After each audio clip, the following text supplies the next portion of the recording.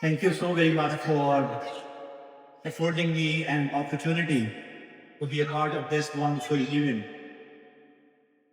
So I'm delighted to see the constellation of stars descended from the firmament to this beautiful arena, twinkling, shining, glittering, receiving awards in front of their parents.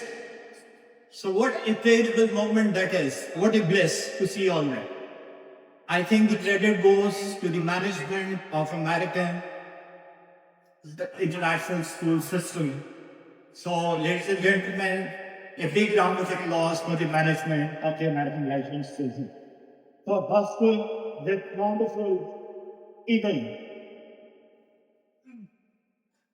Ladies and gentlemen, to be honest, it's not that easy to reach to a place at the zenith of a respective career. I think there is always an expedition which is attached to it.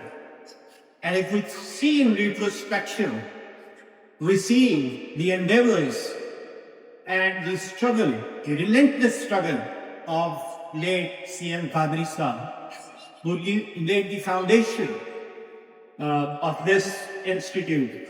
And this foundation, the edifice was very, very strong. It was a small sapling, and now we see that this building has been erected. And being the chip of the same block, Mr. Tahir Qadri Sahib, along with respected, venerated Sumera Gau Sahiba. This institution is what we see today, having its presence in every nook and corner of the world. There are new branches we see in UK, in Middle East, so on and so forth.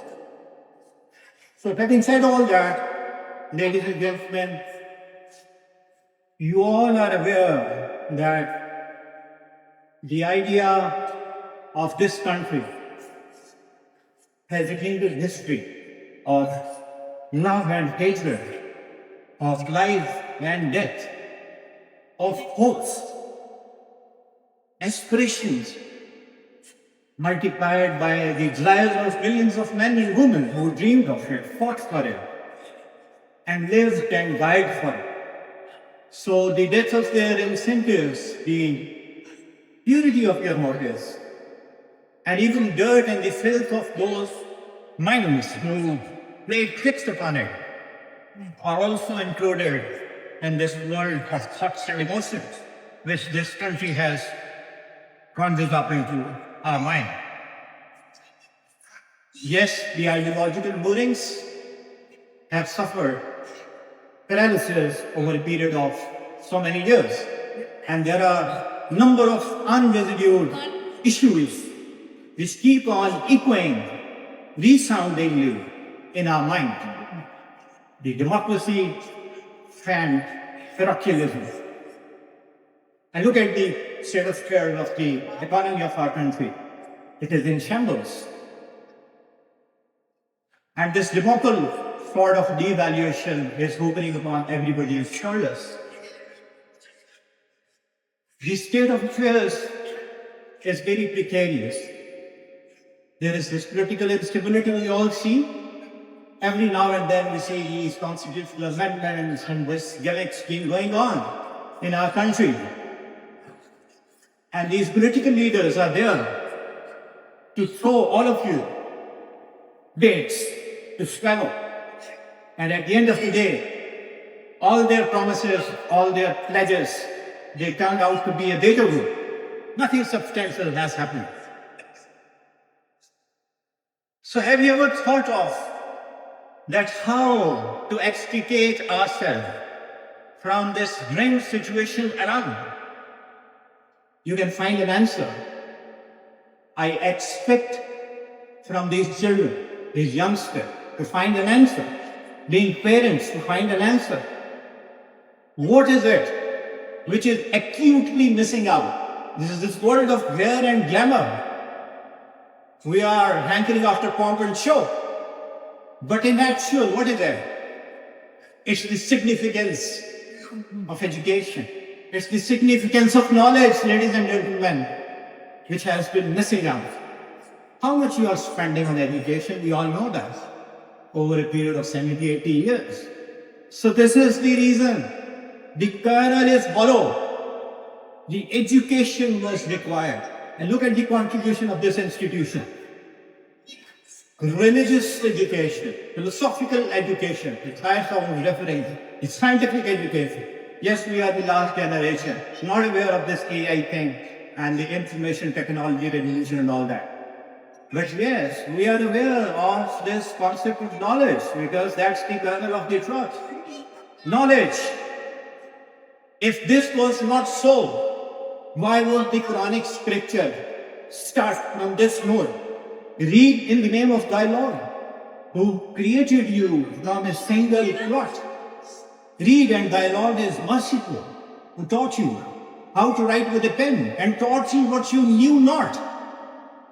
This whole struggle, this sense of exploration, this sense of inquisitiveness to know what you do not know is the purpose of human life, ladies and gentlemen. This is what we expect from this generation, to understand the significance. The Quranic scripture went on to say, acquisition of knowledge is incumbent upon everyone. Seek knowledge from the cradle to the grave. So there are hundreds of verses which refer to the quality education.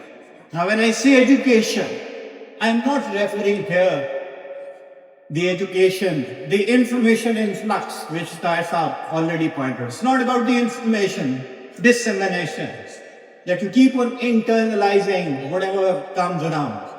It's the human mind, the grey box, the prudence, the intellect, which is important, because if you internalize something and then you externalize it on the basis of your prudence and intellect, then you outshine.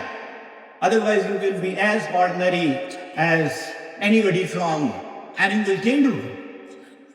So yes, science is a knowledge achieved by man through keen observations and experimentation. It is a collection of knowledge, the truth of which can be verified by observations and experimentation. Yes, with the advancement of scientific knowledge, it was felt necessary to divide it into different groups for its organized and systematic studies. Yes, there is this AI revolution. Everything has been metamorphosed into new and unexpected. There are challenges in this world. But please be aware of this fact that it's not about the scientific revolution. It's all about seeking knowledge which has got its roots in the philosophical understanding of the scientific world. If you keep on reading the nursery rhymes, cobbler, mend my shoe, get it done by half past two, stitch it up and stitch it down, then I'll give you half of it round. Hickory dickory dog, the mouse ran up the clock struck one. So please try to understand the esoteric profundity.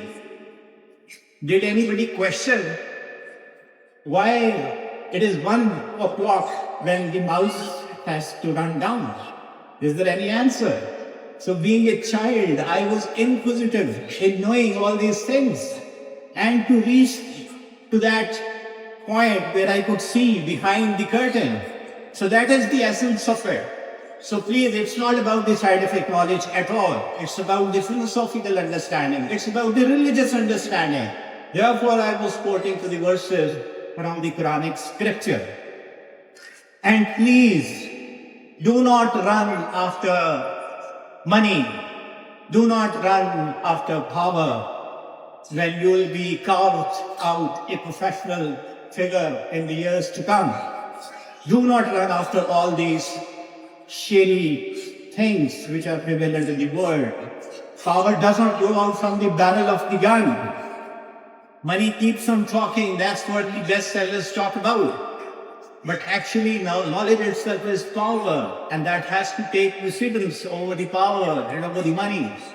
That is what bestsellers talk about. Selling your soul to the devil for the acquisition of knowledge. Have you not seen that the power of Allah will perish, and he'll perish? His wealth and gains will not exempt him, and he'll be plunged into the flaming fire. and his wife, the wood carrier, would have upon her neck the halter of palm fiber.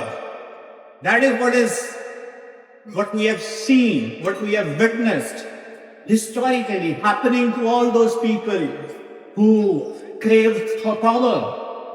So power is not important. Money is not important. Hast thou not seen how the Lord dealt with the honors of the elephant? Did he not bring their stratagem to naught and sent against them songs of flying creatures, who pelted them with stones of baked clay and made them like green crops devoured by cattle? Why these references are there? Because the power has to fall. The money is ephemeral. So transitoriness of human life is to be understood.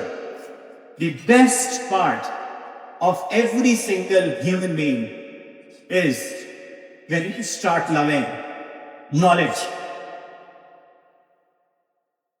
So ladies and gentlemen, I would not take much of your time, and I would like to thank once again the management of American Lyceum International School system for inviting me here, and I wish that they keep on chiseling the diamonds of the latent talents of your children, dear parents. Thank you so much.